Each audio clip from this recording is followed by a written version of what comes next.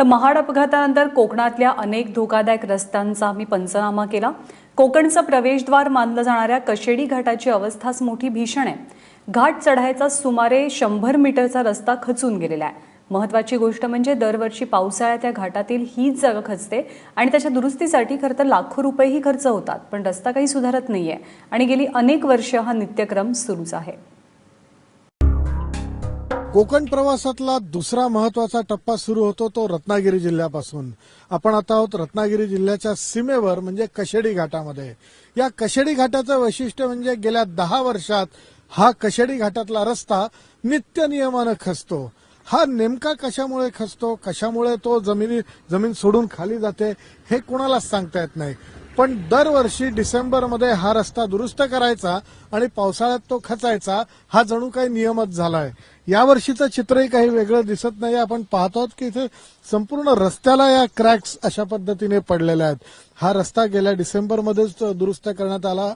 या रस्त्याच्या दुरुस्तीवर आतापर्यंत करोडो रुपये खर्च झाले, परंतु त्याचा उपयोग मात्र शून्य।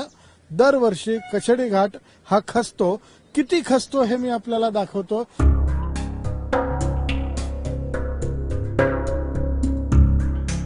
तरी जवळजवळ मला तर माहिती आहे 10-15 वर्ष वय आली। आता एवढंच भाग आता म्हणजे आमची दोन्ही लोक गावातले, हे आता गाव आहे त्या गावातले लोक म्हणतात तिथं कातलाचं जागा आहे, कातलवरून भराव केलेला अशी माझ्या दोन्ही लोक सांगतात।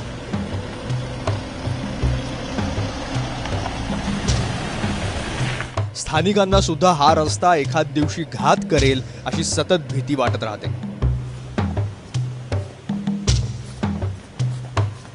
जी परिस्थिती उद्भवली आपल्या सावित्री नदीची आणि तो ब्रिज जसा कोसळला तशा पद्धतीनं एक दिवस असा येईल की हा जो स्पॉट आहे हा 100 फुटाचा खचलेला रस्ता, या रस्त्यावर असणाऱ्या गाड्या या मला वाटतं त्या सावित्री सारख्या खाली दरीत कोसळतील। कशेडी घाट अपघात प्रवण क्षेत्र म्हणून ओळखला जातो, पण सुरक्षिततेची कोणतीही काळजी इथं घेतलेली दिसत नाही।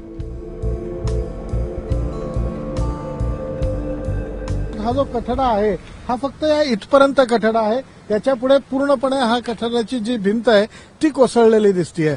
हा या डाव्या बाजूला पूर्णपणे मोठी दरी आहे, त्याच्यामुळे जर कधी या ठिकाणी काही दुर्घटना घडली तर वाहन थेट दरीमध्ये कोसळेल, जिथून ते काढणे मुश्किल होईल। हा जो भाग आहे कठड्याचा हा केवळ एवढ्यापुरता मर्यादित नाहीये, तर संपूर्ण घाट या ठिकाणाहून आपल्याला दिसतो आणि या ठिकाणी पुढे कुठेही या घाटाला कठडे दिसत नाही।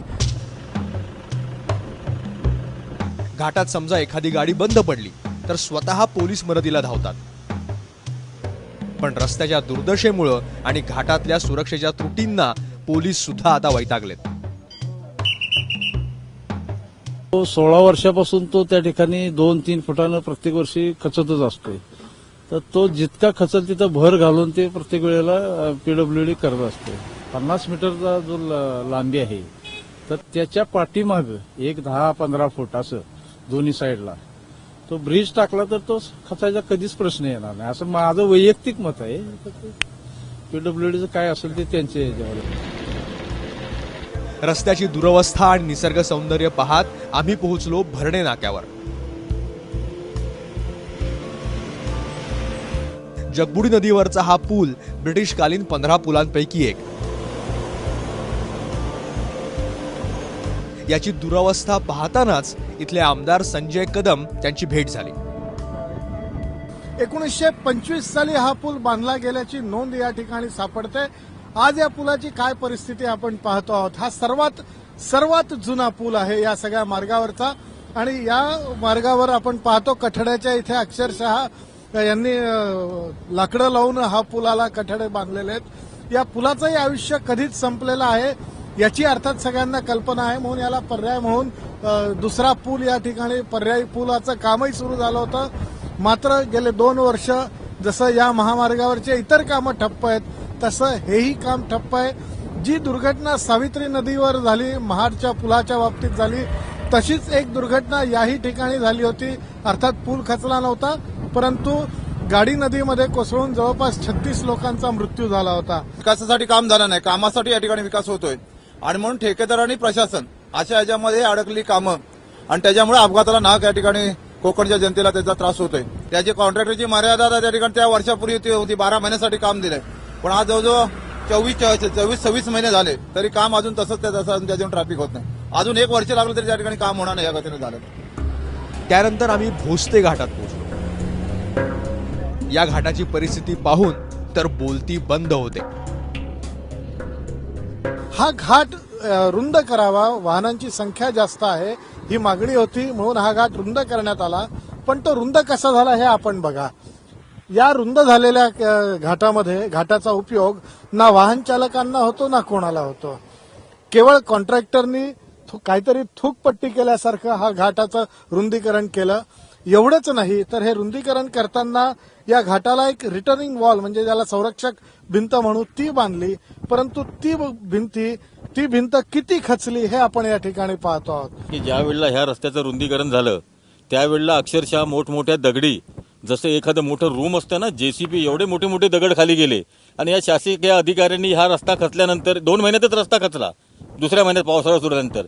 आणि त्याने तो पेपरमध्ये अशी बातमी दिली की या रस्त्यापासून खालच्या गावाला किंवा वाडीला अजिबात धोका नाही. ही वाडी आपण पहा, ही वाडी इथं खाली लागलेली आहे, आमची चर्मकारवाडी रोहिदास वाडी आहे.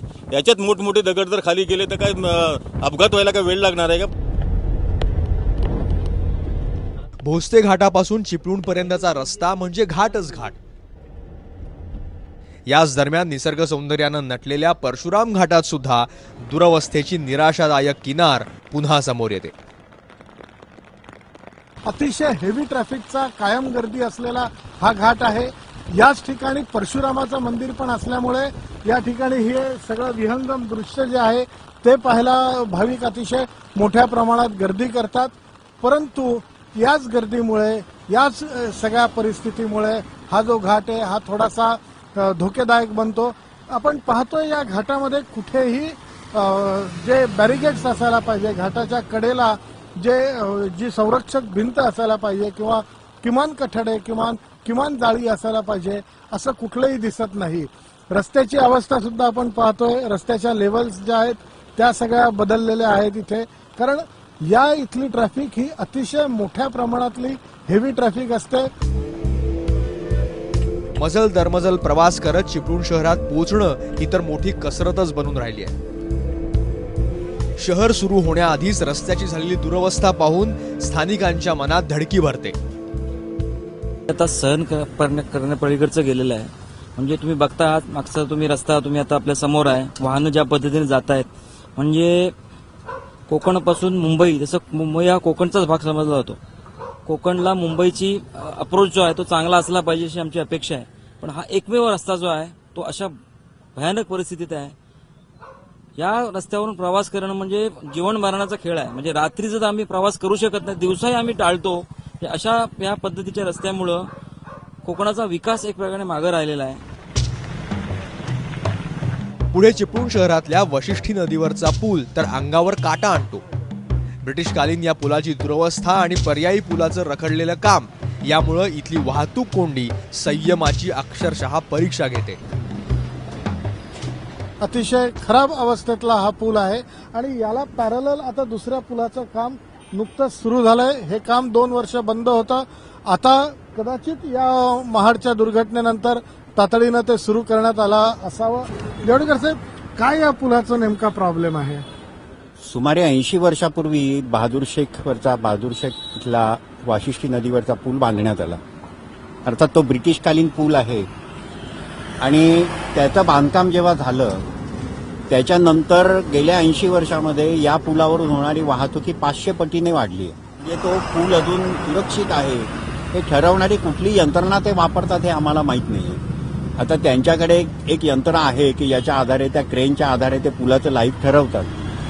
पण गेली 2-3 वर्ष ते यंत्र रत्नागिरीला ठेवलेले आहे. ते कुठेही त्याने बाहेर काढलेले नाही. तर ते यंत्र न वापरता ते पुलाचं लाईफ कसं ठरवतात एक मोठं रहस्य आहे. महाडपासून जेमतेम 200 किलोमीटरचं अंतर कापण्यासाठी पूर्ण दिवस खर्ची घातला तरीही रत्नागिरी अजूनही 40 किलोमीटर लांब आहे. दिवस संपला पण रस्त्यावरची कसरत अजूनही सुरू आहे. नितीन भालेराव, एबीपी माझा, रत्नागिरी.